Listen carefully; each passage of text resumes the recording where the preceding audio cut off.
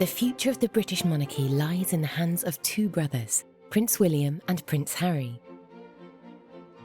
As the children of one of the most infamous royal relationships of the 20th century, their childhood was plagued by turmoil and tragedy.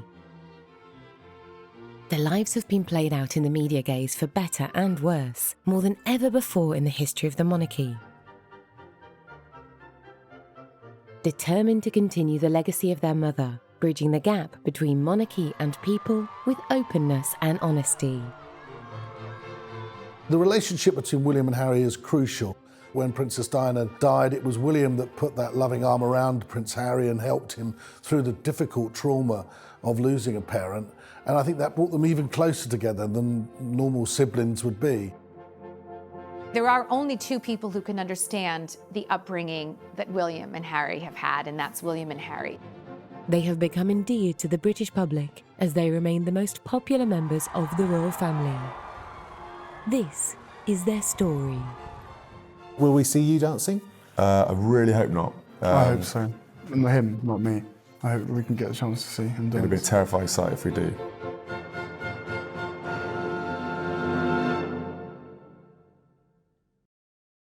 It's almost impossible to describe to a stranger or someone who's never met Princess Diana what she was really like.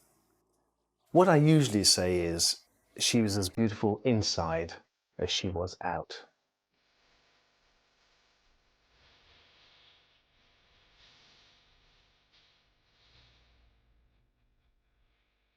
The British royal family has long upheld a reputation of silence and distance. After generations of privileged ignorance, one woman was to challenge all expectations and rewrite the royal rulebook. That woman was Lady Diana Spencer.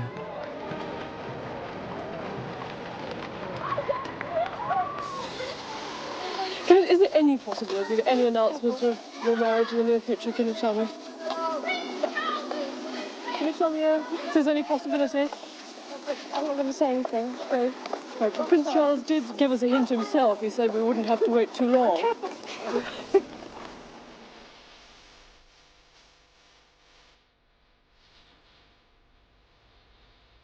On July the 29th, 1981, Lady Diana married Prince Charles and became Her Royal Highness the Princess of Wales in one of the most extravagant weddings in modern history. Well, Charles and Diana met when Diana was still a teenager. She was very young at the time. In fact, her older sister had been cherry-picked as a potential suitor for Prince Charles and had in fact dated. Sarah and Charles did date, but it was Diana who caught Prince Charles's eye.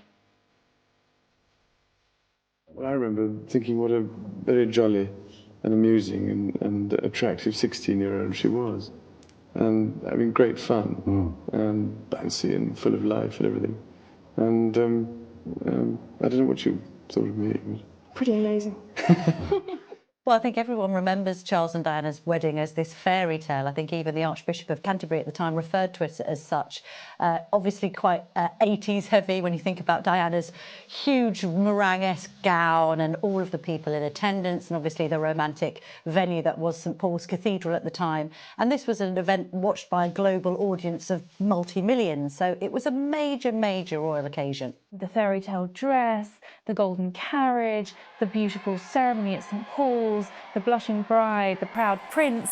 It just ticked all the boxes. It was the fairy tale wedding, or so we all thought.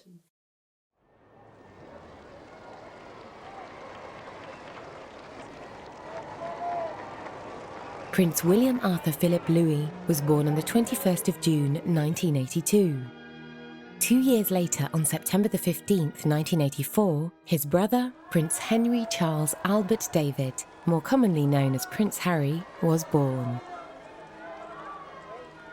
By 82, the country had a new heir, and that was a cause for great celebration. The crowds, The photographers, the world's press were all camped outside the Lindo Wing at St Mary's in June 1982, and the fact that Diana produced a little boy, an heir, I think just further endeared her to the British public. People loved her even more, and when she came out holding Prince William with Prince Charles, images that really just melted, I think, even the most hardened hearts around the country. And it was a cause for great celebration. Britain had come through a difficult time, and I think the royal family were giving the country something to look forward to. I remember saying to Princess Diana on one occasion when her son was getting taller and taller, I said, "You've bred some height into the royal family." And she said, "Yes, and good looks, and good looks." And what she was talking about was the introduction of her family, the Spencers, into a very tight royal gene pool. And the result was 2 good-looking sons.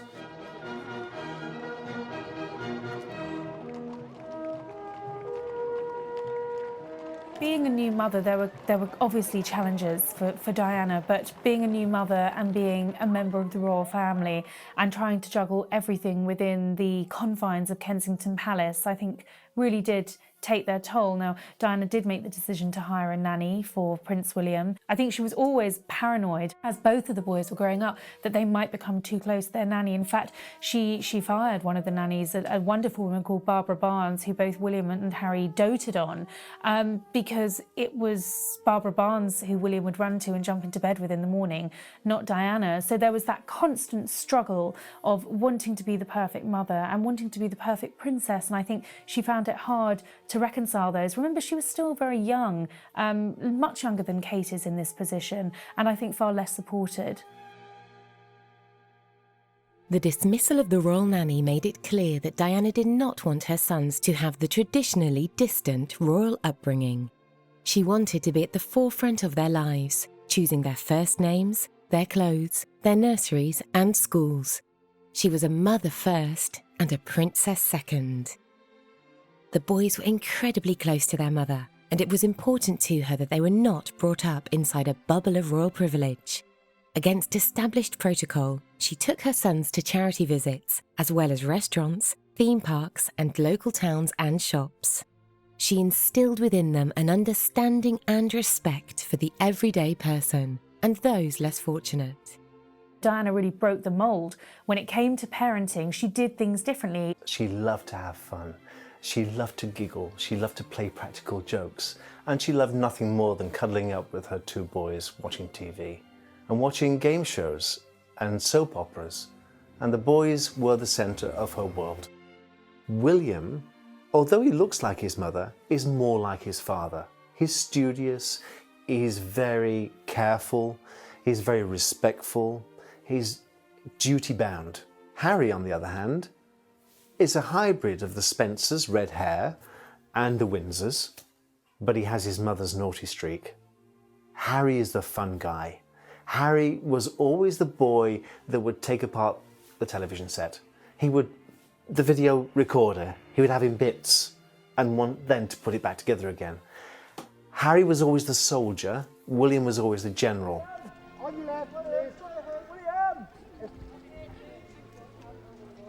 William's education was at Eton College. William's mother, Diana, Princess of Wales, insisted that he went to Eton, as did her father and her younger brother Charles. Prince Charles acceded to this. He went to Gordonston, where he was thoroughly miserable. He allowed his sons both to go to a very elitist school. It's very elite, it's very expensive, it's very posh, if you will, but it also has a degree of freedom for the pupils. They are encouraged to be self-confident and to find themselves. And when William came there after being at Ludgrove, the prep school, people realised as he had to sign in, every pupil signs into the book when they come, that he was left-handed. You know, Diana, she really didn't think Eton was right for Harry. He ended up getting a place and he ended up going and he ended up doing very well. But there was a serious thought at the time that perhaps Eton wasn't the right choice and maybe they would look at somewhere else. In the end, both boys went to Eton, and in doing so, you know, they set a royal precedent. The Wales marriage was infamously turbulent, and by the late 80s it was becoming increasingly clear that the cracks were forming behind the happy family facade. Finally, in 1996, after 4 years of separation, Prince Charles and Princess Diana divorced. Undeterred by the loss of her royal title, Her Royal Highness, Diana committed herself to extensive charity work, including an incredibly successful campaign against anti-personnel landmines. She was able to use her favouring in the press to her advantage and bring to light issues of suffering and disease across the world. I think if Princess Diana and Prince Charles had been ordinary people, they'd have probably got divorced a lot sooner than they eventually did. You had this period of several years where they were sleeping in separate bedrooms. Apparently, post-1986, they were leading rather separate lives. You've then got Charles going off and not only pursuing his own country interests and indeed his relationship with Camilla Parker Bowles, as it now turns out, but Diana also seeking solace from some of her own male friendships, and essentially a schism has been created in their marriage where they're living under the same roof but very different lives. To anyone in the know, it was very obvious that the Wales' marriage was in real trouble by the late 80s. Inevitably, the announcement was made by the then Prime Minister, John Major, that Diana and Charles were going to separate.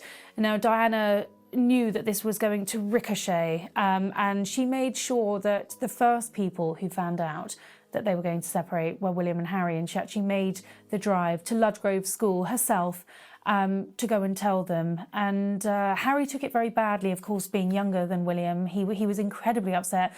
William was very stoic and said to his mother, well, if you're happier, if you're going to be happier, Mummy, then this is the right thing to do. Because, of course, Diana didn't have many confidants. I think with the palace came a lockdown. Yes, there were some courtiers, but you couldn't really confide in courtiers. There were some close friends, but the person she really often confided in was William. And as a young boy, trying to cope with that was a huge weight on his shoulders. But it was William who would push tissues under the door to Diana while she was having a good sob in the bathroom. One must remember that Prince William had to be quite mature when he was young, because his mother, Princess Diana, confided in him quite a lot during the problems of their marriage with Prince Charles. And so he knew an awful lot, probably a lot more than any young boy of his age would have known. You have to remember that as much as Princess Diana is famous for her warmth and just closeness to her boys, they very much did not have a secure, stable, warm family environment growing up. Their parents were divorced.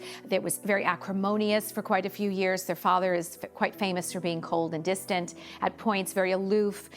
There really wasn't a kind of happy family for either of those boys. Diana took it upon herself to give an interview to Martin Bashir, who was the presenter of Panorama.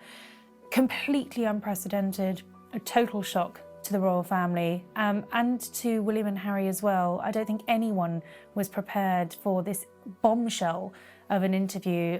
Diana sat down, gave this interview and talked about there being 3 in the marriage. She talked about her husband's infidelity with Camilla Parker Bowles. She talked about her own infidelity. I mean, she opened up the book in a way that no one had before. The royal family saw it as hanging her dirty laundry in public. They were furious. Charles was livid. And of course, caught in this very ugly crossfire were 2 little boys. William, who was at Eton at the time, who had to deal with the taunts and the other children having seen this interview, mocking his mother and her doe eyes as she was talking to Martin Bashir. Very, very difficult for both of them. Harry was more sheltered. He was still at Ludgrove at the time.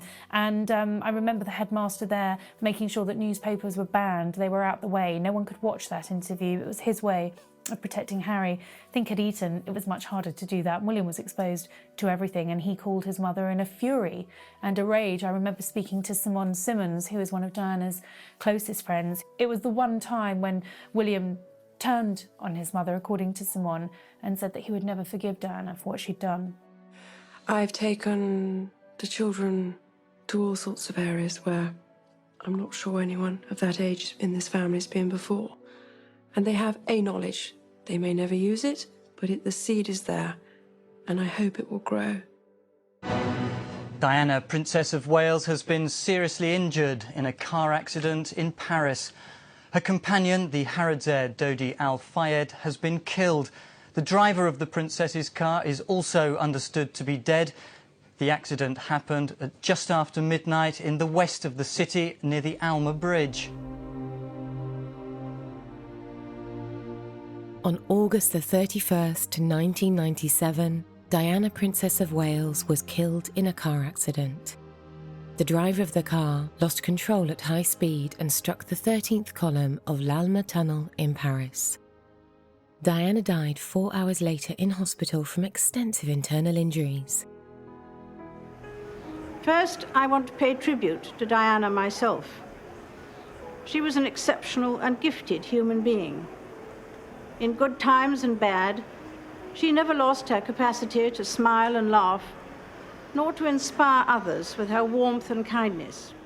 Well, the news of Diana's death was hugely shocking. I remember tuning into the news first thing in the morning. My mother came in and said, Princess Diana's dead. And, just absolute disbelief. None of us could believe that this wonderful woman had died. The boys were told early in the morning before they would have had a chance to have turned the news on.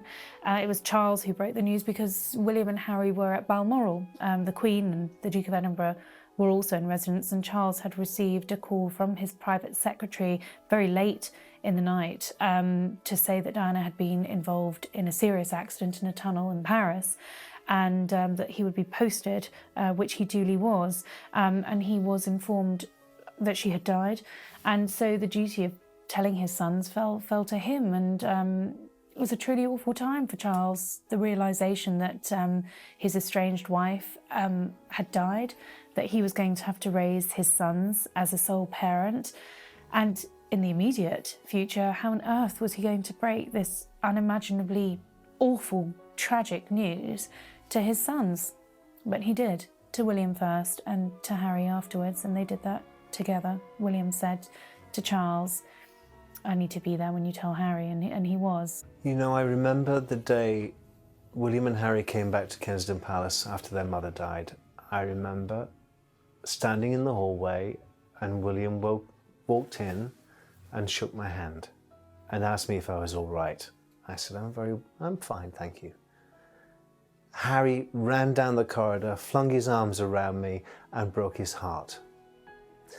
I still remember his tears wet my shirt through. He was broken-hearted. I admired and respected her for her energy and commitment to others, and especially for her devotion to her two boys. This week at Balmoral, we have all been trying to help William and Harry come to terms with the devastating loss that they and the rest of us have suffered. William was 15, Harry was 12. Their world would never be the same. When the Queen came home from Scotland to address her nation and witnessed firsthand that immense outpouring of grief, I don't think anyone was prepared for that. And I think when the Queen saw it, she recognised just how much a part of the British nation Diana was, and what a special place the British people held in their hearts for Diana, and therefore there needed to be a proper state funeral. The boys were very quiet and sombre. I saw them coming through the aisle and my heart ached for them. And even the Queen was moved. And people think that the Queen was hard during that time, but she wasn't. She was touched and moved by it. If you see that speech she gave, you'll see that she was moved. She didn't quite understand it, but she was moved.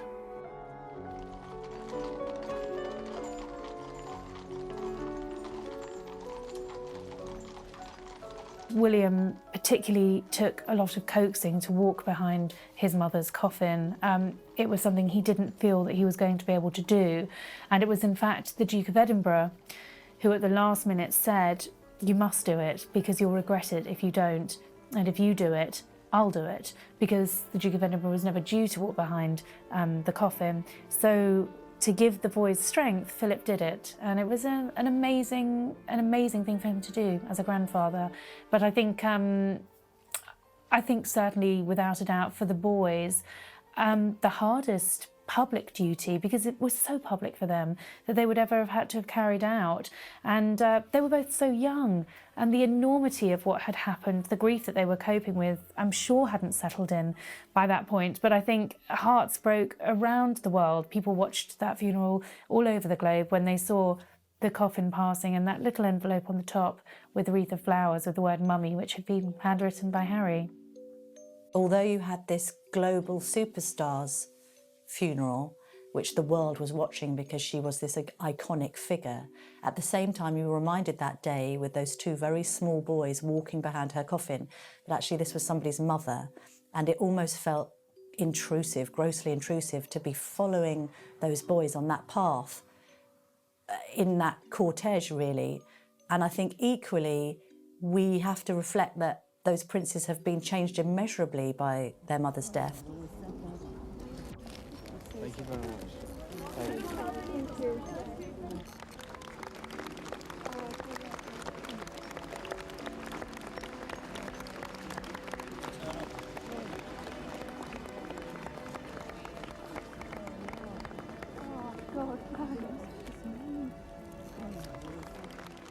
Really, there are only two people who can understand the upbringing that William and Harry have had, and that's William and Harry. It's a very unusual way to grow up, and then the addition, of course, the tragedy of losing their mother at such a young age bonded the boys to an incredibly deep extent. You know, Harry has said that William is the only person he can tell absolutely everything, and I think for William, it's been said that Harry is the only person he can truly be himself with without worrying about anything conventionally, or how it sounds or comes across, or if he seems princely. He can just be himself. Harry and William have a great relationship despite the fact that they're very different young men. Harry is much more easygoing and carefree and living by the seat of his pants, and William has always been a bit more serious and studious and sort of more of a straight arrow. However, their affection for each other, their bond, is unshakable. William and Harry are acutely aware of where things went wrong in the press in their early life. And there's an argument, quite a strong one, to suggest that the wheels so spectacularly fell off Diana's life and her public image, and how she was portrayed in the press and how she was pursued by journalists and photographers, that contributed to her tragic demise. And I think what you have with William is a guy who has learnt lessons. And there's really nothing any of those grey-suited men from Clarence House could genuinely tell William that he doesn't already know about the press. And he understands the media. He understands that as a royal, you're never going to be elected. But that doesn't mean that public opinion isn't incredibly important to you and your longevity. And William, I think, really understands that. He gets it. He is very, very open and willing to forge relationships with the press. But he wants it on his terms, and he does not want a repeat of what we saw with Princess Diana. What you have to remember is that William and Harry are Diana's sons primarily. Yes, of course, they're Charles's sons as well, but Charles was never there. Diana was always there. She fed them. She was there at meal times. She changed their nappies. She was there at bath time. She read them bedtime stories. She fetched them from school. Charles didn't. Diana instilled in those two boys her hopes, her dreams, and her ideals. So what you see in William today is an extension of Diana.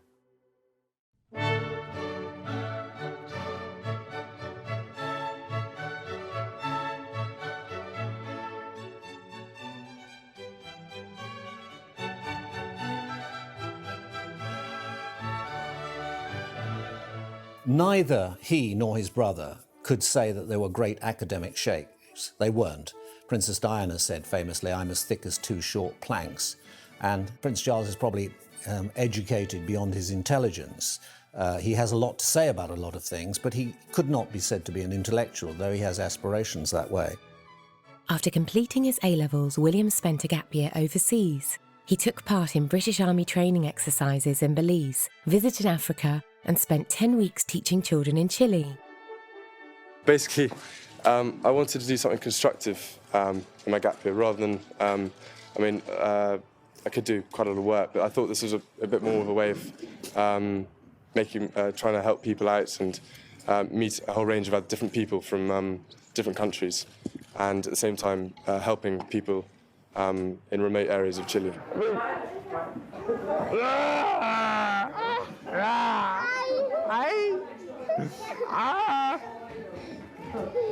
You did a penguin dance. What? By 2001, he was back in the UK and had enrolled at the University of St Andrews. It was here where he fell in love. William and Kate actually met when they were both 16. William was at Eton, Kate was at Marlborough, and they had a mutual friend in common. She was then called Amelia de Lange.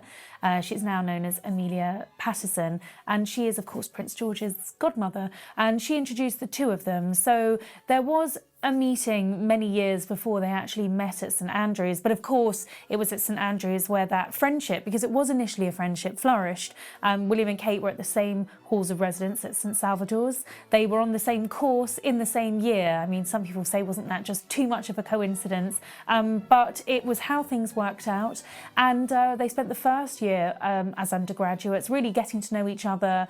William was not particularly happy in his course. They were both doing history of art, and Kate was really great actually at trying to keep him focused, keep him incentivised, and actually stop him from leaving St Andrews, which was at one point what he wanted to do. He didn't leave, he switched course, and they spent the next 4 years living together and falling in love. I think the wonderful thing about St Andrews was it was a bubble away from reality. It was a life that Prince William had never been able to enjoy, whether it was going to the local shops, going to a local bar, going for his morning swim. He could get on with his life and his relationship in private, and I think the pair of them absolutely loved those years. They look upon those St Andrews years with great fondness, and they are patrons of St Andrews University because they feel such a strong connection to that place. This is a very special moment for Catherine and me. It feels like coming home. Despite being one of Europe's leading research institutions, the third oldest university in the English-speaking world, and of course, far and away the best university in the world, St Andrews still has that uncanny knack. St Andrews still has that uncanny knack of feeling like home. As they said, you know, by their own account, they said that they were friends first and then the romance began. And it seems that the royal family were protecting William. It's about William to start with, but then William and Kate when the relationship began, because they did a lot of their early courting in St Andrews at the Queen's estate in Balmoral, away from prying eyes, lots of privacy, lots of time to develop the relationship. So that seems to have been a key factor really in him being left alone. And there was still, let's not forget, that there was still that sense that these boys, William and Harry, had suffered a terrible, and they had, you know, it's a fact, they'd suffered a terrible, terrible loss in their teens. And it would have, particularly given how their mother died, it would have seemed so awful to ignore that respect and that space that he needed to develop and grow up. And largely he was given it. And St Andrews was maybe, you know, we've just characterised the university, but maybe it was the perfect place to do that because it's a little bit off the beaten track. And, you know, having Balmoral up the road always helps. Well, talking to a royal insider several years ago, she told me that one of the reasons William fell in love with Kate Middleton from the very beginning was because of her family and her close relationship with her siblings and parents. As much as William fell in love with Kate, he definitely fell in love with the Middleton family at the same time. You know, he would lie on the couch with his head in the lap of Mrs. Middleton, or he would sit after dinner and talk for hours with Mr. Middleton. He loved the way Kate was very friendly and playful with her brother James or her sister Pippa. Feeling a part of that very close-knit, tight, a very British family was the first time in his life that he had ever had that experience. And for William, it was utterly intoxicating. A lot of us in the press have complained that Kate Middleton has become so boring because there's really nothing ever to write about. She wears the same shoes, she wears the same knee-length skirts, and really never says anything controversial. But that's exactly what the Queen and the rest of the royals love about her. Prince William, having decided to pursue a military career, was admitted to the Royal Military Academy Sandhurst in January 2006. After successfully completing the course, he was commissioned as a second lieutenant at Sandhurst on December 15, 2006, joining his younger brother Harry in the Blues and Royals. The prince's enthusiasm for deployment was repeatedly squandered. It was deemed too dangerous to put the second in line to the throne into the field.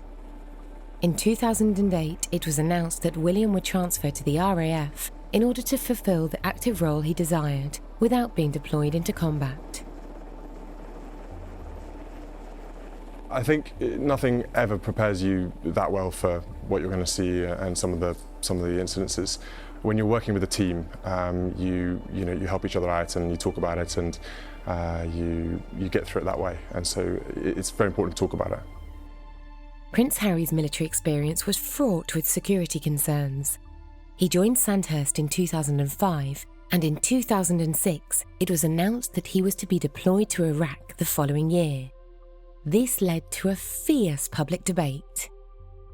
In May, just before the prince was scheduled to be deployed, the head of the British Army, General Sir Richard Dannat, announced that Harry would be too high-value a target and endanger his fellow soldiers, thus would not be deployed. Harry made public his disappointment, but accepted the decision. I wouldn't have joined the army unless I thought I was going to. Simple as that. If they said no, you can't go frontline, then I wouldn't drag my sorry ass through Sandhurst, and I wouldn't be where I am now.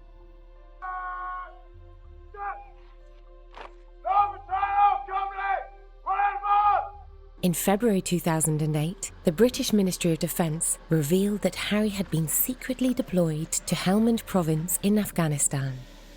There he operated as a forward air controller. He helped Gurkha troops repel an attack from Taliban insurgents and patrolled hostile territories. Harry attended the Defence Helicopter Flying School at RAF Shawbury, joining his brother William, who was completing his training to be a search and rescue pilot. I think the struggle that I was talking about was mainly the exams and stuff like that. I mean, when you sort of the helicopter course, you start with something like 4 or 5 weeks of ground school and exams. Exams never been my favourite, and I always knew that I was going to find it harder than most people. But I'm through that now, and finally got hands-on to a job that I absolutely adore. It is still hard work, but I'm better than William, so it's fine. Yeah, just Have you been helping him with the exams? Yeah, an awful lot. He needs a lot of help.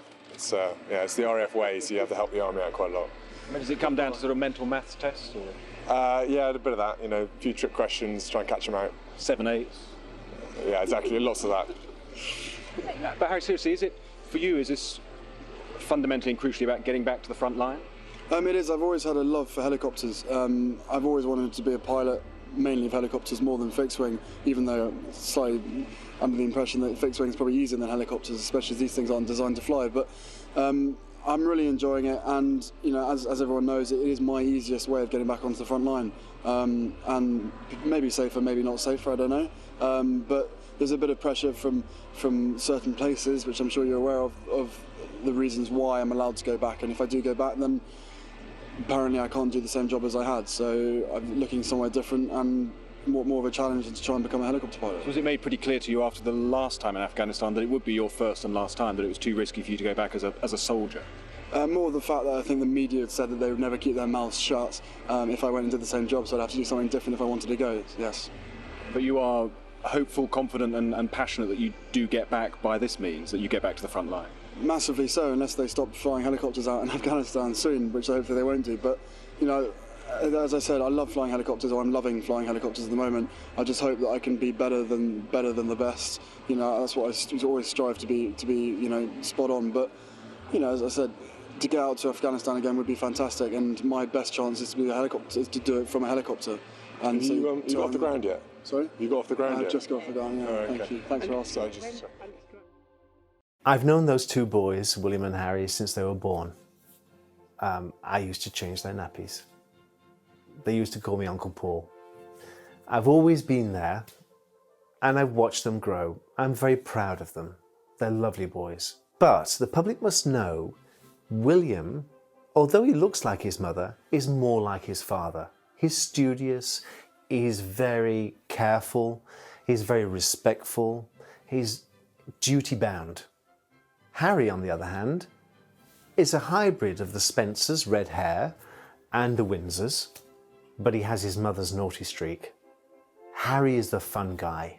Harry was always the boy that would take apart the television set. The video recorder, he would have in bits and want then to put it back together again. Harry was always the soldier, William was always the general. So when my two boys visited and they played war games, William had an army that he could direct. He was always the leader. That was his role from the moment he was born. But Harry's happy to muck in. So if I needed help in my pantry at Highgrove, if he needed help mucking out the stable, I'd be there for him. He'd be there for me. Harry will muck in with anyone. Harry's a fun boy. I don't like to see him put down in the media. I like to say Harry's a great boy. Give him the chance to prove it, and I think you'll see. You sort of had the three Harrys, really. The sensitive little boy, the fighting man, and the idiot. And I think people love him for all three of those things. He always smiles, he has a positive. Yes. He's so happy every day, every time. Yes. And that's why we love him. He looks gorgeous. I think he's divine-ish. I think it's probably very difficult being the second son because you don't really have a defined role. You're just the joker in the pack. The attention is very much focused on the eldest child, as it was with William.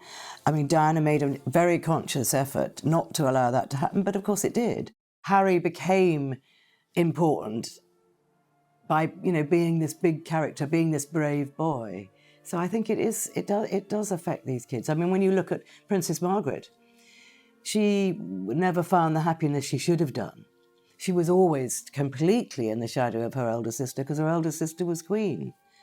And when you think of the Queen's children, and Princess Anne said she used to feel like an also-ran. Yeah, in January 2005, I ran a story about Prince Harry, a picture that we got of Prince Harry going to a party, actually with William, and he was wearing a Nazi outfit. It created a huge stink. William's reaction to the Nazi story, when he had a chance to bend my ear about it, was very sweet, and it was a sort of the way I'd like my big brother to stick up for me if I'd been put in the papers and obviously something I'd done had upset people. So, yeah, I mean, there is something very special with William and Harry, that they are extremely close. And anything bad for Harry, William will stick up for him to the nth degree. And likewise, Harry's very protective of William and now Kate as well. Harry is a party creature. He always will be. So obviously he's going to get caught out. Prince Harry, I won't say dropped out of school, but he came very close to dropping out of Eton. He left with some rather appalling exam results. And there was a delay before he joined the army, which was really his only option. University wasn't on the table. In that period, I think Harry now, by his own admission, would say that he went through a very bad patch and got himself in all kinds of scrapes. The Nazi outfit being just one of quite a long list. Punching a photographer outside a nightclub was another. Harry learnt a lot in that small period of time. And I don't think at that stage in his life anybody could have said anything to him that he would have taken notice of. But luckily he's grown up since then. And then, of course, there's the notorious strip at Vegas, which was really, really wild. Every misdemeanor that Harry's had has sort of leaked out to the press because we all want to see Harry being Harry. I think when it comes to Prince Harry, it's obvious that there's huge affection between the two brothers. Even when he was very little, when he was 10, 11 years old, and he'd see the girls starting to scream because Prince William was coming along because he was that bit older and they could see he was very handsome. We're told Prince Harry would encourage the girls to scream and just because he knew it really embarrassed his brother. So he seems to be the more playful one, Prince Harry. And again, that would bear out what the Princess of Wales said in that Panorama interview about he's a more more of a Spencer wild child than William is. And we can see it, can't we, in the pictures we see in his antics and the kind of things he likes to do.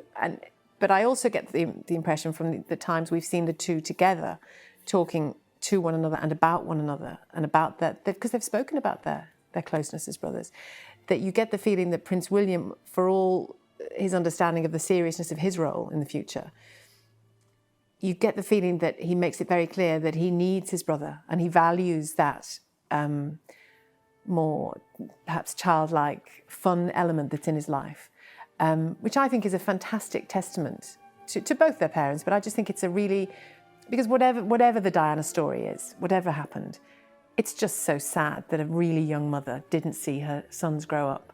And it's just such a lovely legacy, I think, for any mother who's been lost to her children. Such a great legacy that they seem so close. Harry, I think, has warmed slightly to the press in recent years, but I think both of them deep down probably don't like us that much, and we can understand that.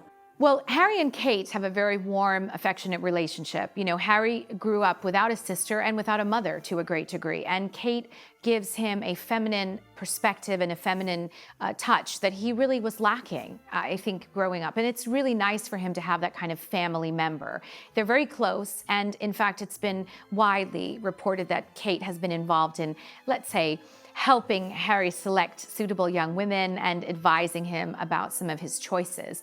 I think whoever Harry ends up with needs to get along with Kate, because Kate is a very strong presence in Harry's life and has strong opinions. So I think Harry very much wants the kind of girl that Kate would like, and I think her opinion's very important to him. I think he seeks her advice about girls, and ultimately, he wants to bring home someone that's as widely respected and loved the way his sister-in-law is.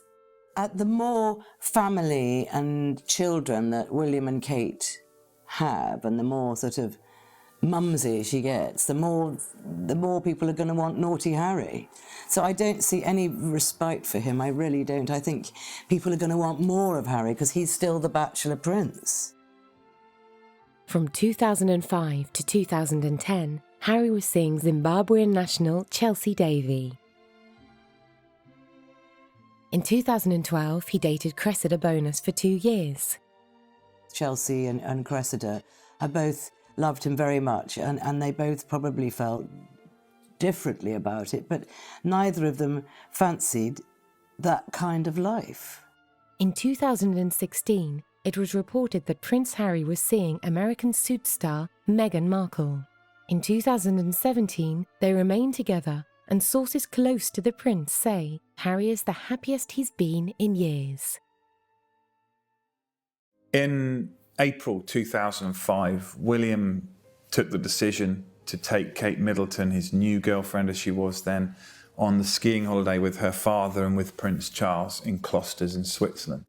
Now, of course, the fact that 2 years in a row, suddenly this pretty brunette that we didn't know anything about was being brought on holiday again with Prince Charles and William, that caused massive media attention. There was a frenzy, frankly, and just about every skiing photographer across the Alps rushed to Klosters to try and get pictures of Kate.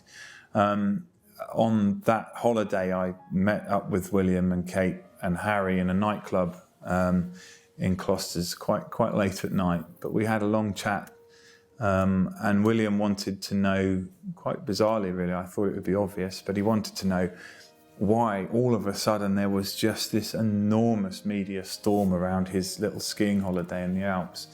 And of course I found myself in a position where I was having to explain to William, who I'm sure knows better than I did, that we were naturally interested in a girl that frankly can be a future Queen of England.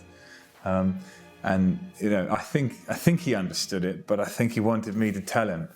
And it was at that time that he laughed. I remember him laughing and just saying, well, I don't know what the fuss is about. I don't want to get married until I'm 28 or maybe 30. And I'm naturally not likely to forget those words. But it's quite interesting now that 5, 6 years on from that chance meeting in a nightclub, and actually he was giving me a scoop. I just perhaps didn't realise it at the time. What we know about the engagement was that William whisked Kate off to his favourite part of the world, Kenya, where he went when he was on a gap year. Took her off, hid the ring in his rucksack and waited for the opportunity to sort of finally, after all these years, pop the question.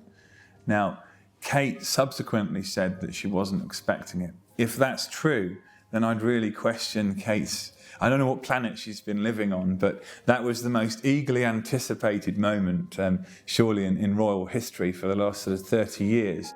And when William asked Kate to marry him, he made it very clear that she wouldn't have to leave her family behind her once she married into his family. He promised her that they'd always stay a part of the family, and they have done, whether it's joining the Queen at Ascot or being on an important barge within the Queen's fleet at the Diamond Jubilee celebrations, being the first visitors to go and see Prince George when he was born, even before the future King, Prince Charles. All of these things are very significant because they're William's way of saying, you are part of this family and we are going to include you.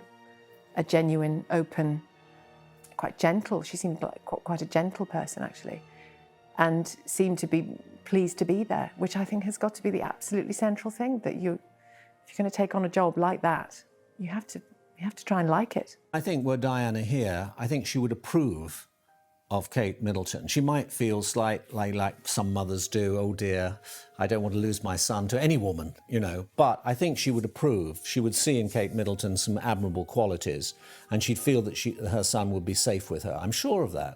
I think she would approve of it immensely. And I think it was very telling that he chose to give Kate Middleton his mother's engagement ring. And he said, I want my mother to be part of this, to be present. Not in a sinister way, of course not the ghost at the feast, but there to enjoy the celebrations and the fun of it all, of a great occasion. William's decision to give Kate his mother's engagement ring, for outside observers, we might look at that and say, that wasn't a great marriage, really, on the grand scheme of things. I think what it means for William is a far more sort of intimate, has a far more intimate meaning. Prince William will rarely ever talk about his mother publicly. He will very, very rarely do anything to kind of draw comparisons with him and his mother. And certainly he hates the thought that Kate might be seen as the new Princess Diana. But his decision to give her his mother's engagement ring, I thought, was very significant, because it sort of showed that William wanted his mother on his big day to be right there at the very heart of what was going on. And actually it was quite, you know, in a non sort of soppy way, I thought it was quite touching that he chose to give them that ring. Of course, if he decided to go down to the local jewellers and buy a little engagement ring, then he would be accused of airbrushing Diana out of history. And certainly Prince William's never going to do that. His mother is still the most central figure in his life. He's chosen someone who will toe the party line, who will do as he advises. Someone who loves him, and he loves her. It's plain to see they love each other. I think it was very important to William that Harry approved of his choice of wife. And, you know, Harry and Kate spent a lot of time together before the wedding, and they have a fantastic relationship. In fact, at the wedding, Harry referred to Kate as his sister, the sister he always wanted. So they have a beautiful relationship, and Kate coming into that picture has only added to things. I think Harry very much envies and looks at the relationship William and Kate have in the family. I think he very much wants that. And we've seen from Harry an attempt to get serious with a couple of very suitable young women who ultimately were not so enthralled about becoming a princess. And that was a big strain on the relationship. I think Harry's finding it difficult to find his own Kate. He likes, you know, carefree, wild, somewhat wild party girls who have a certain type. And a lot of those girls don't necessarily want the strictures of being in the public eye as a royal. They're quite wealthy in their own right. Some of them want to be actresses, and they don't really want the life that Harry can give them, believe it or not. And you just finally, you feeling a little smug today because you managed to do your stag do without any media knowing? Well, possibly.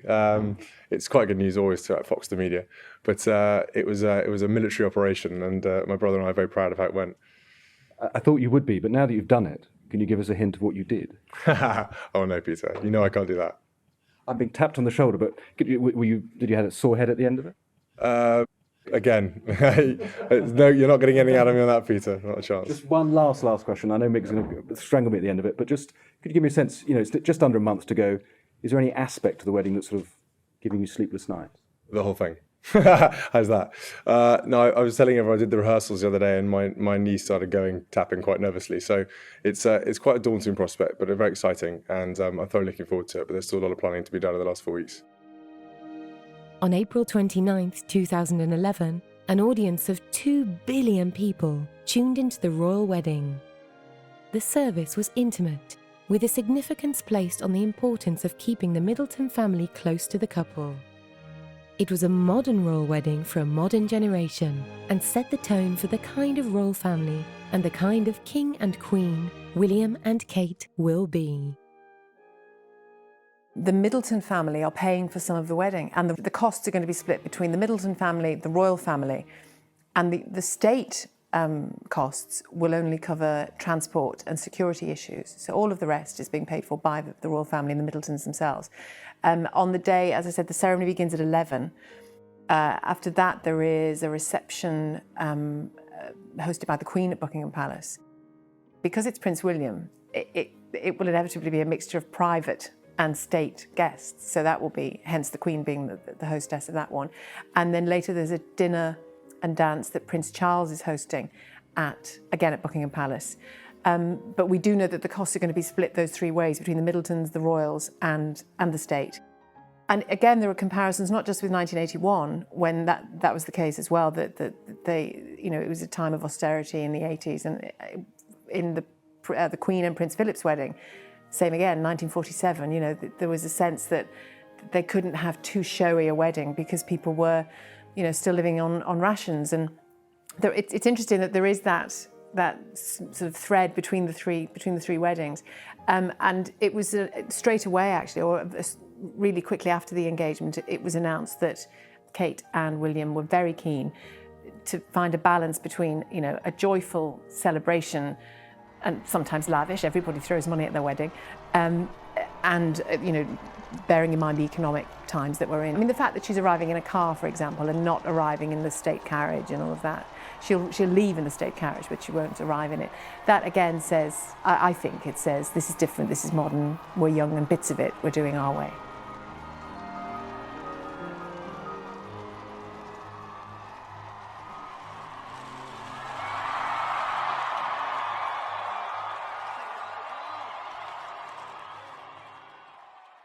Well, the birth of Prince George was really like a national celebration.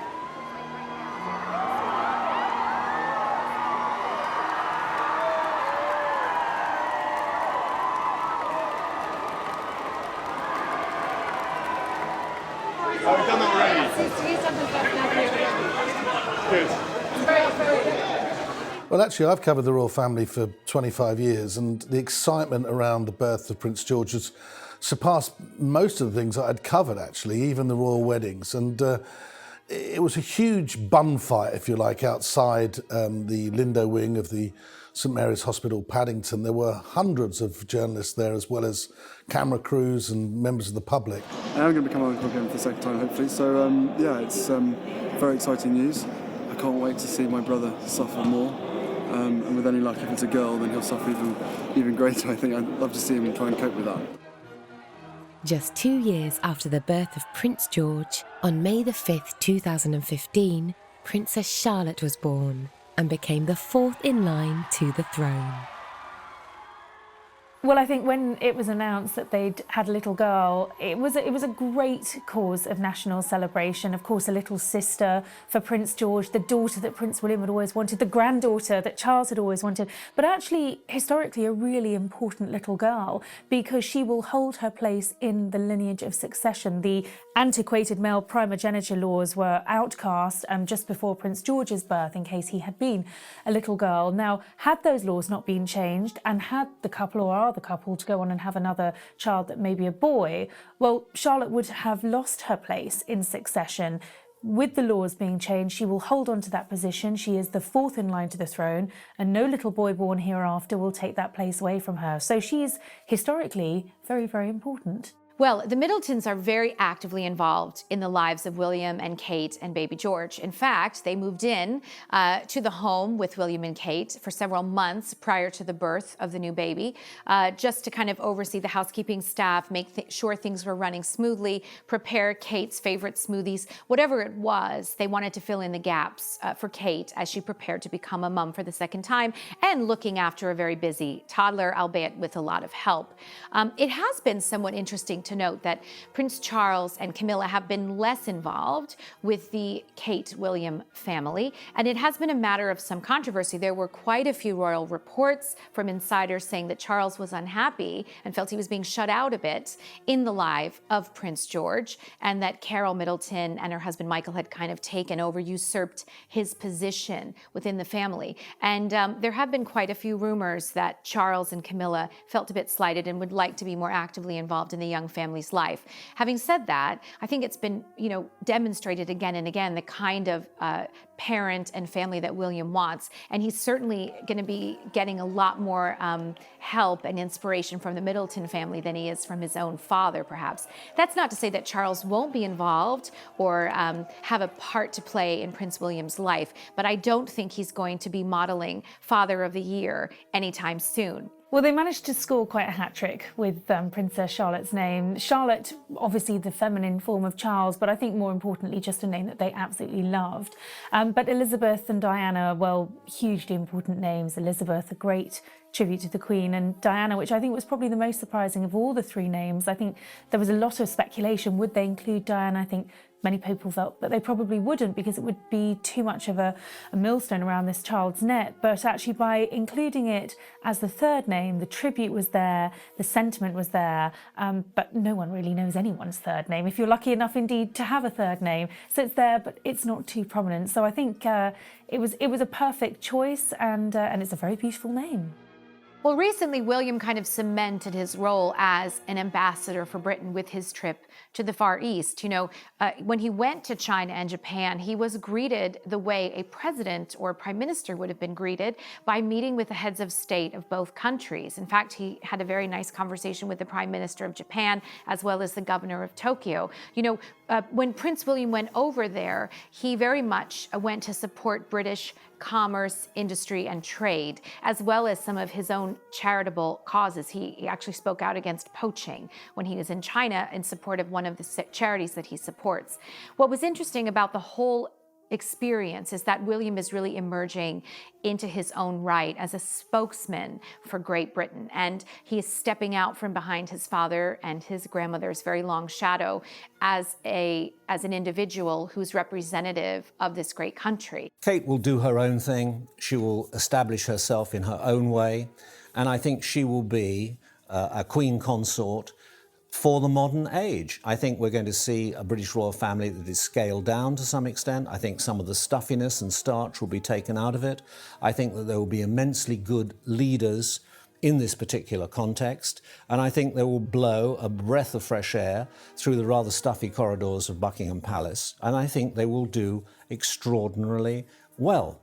Well, what's important for both William and Harry is that this circle of trust. It's quite difficult for them to trust wider circle of friends because they're very almost paranoid, if you like, about leaks to the media, the likes of people like me.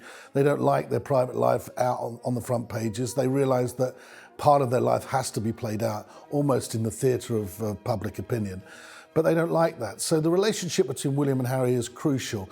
They don't spend an awful lot of time in each other's pockets. I think we get this impression that they're always together. That's not the case, but they are extremely close. I mean, there's no doubt that when Princess Diana died, it was William that put that loving arm around Prince Harry and helped him through the difficult trauma of losing a parent.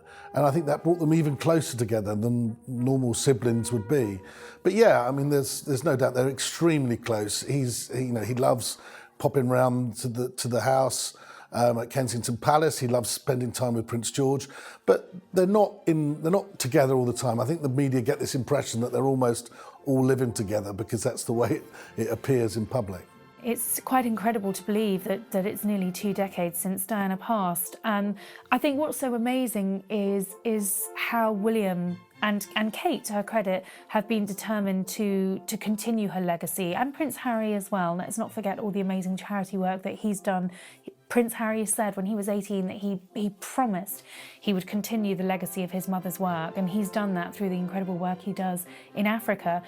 Kate is doing it by wearing that ring every single day, by naming her daughter the third name after Diana. William as well encompassing Diana in so many ways, and the fact that he chose the apartment at Kensington Palace. I think all of these things are very deliberate moves to keep Diana's memory alive. Yes, she was the people's princess, the Princess of Wales, but she was William and Harry's mother, and I don't think they ever want her to be forgotten. And actually, it's quite astonishing that there is no permanent memorial to Princess Diana in this country. There is a fountain in Kensington Palace, but there's no statue, and there's no Diana Memorial Day. And I think, therefore, it has fallen to William and Harry to do everything in their power, be it a concert for Diana, be it naming their daughter after Diana, to make sure that she lives on. She cared massively. We've been left in no doubt at all that we were the most important thing in her life. And then after that, it was everyone else. Really caring, so sweet, and very much missed by not only us, but I think a lot of people.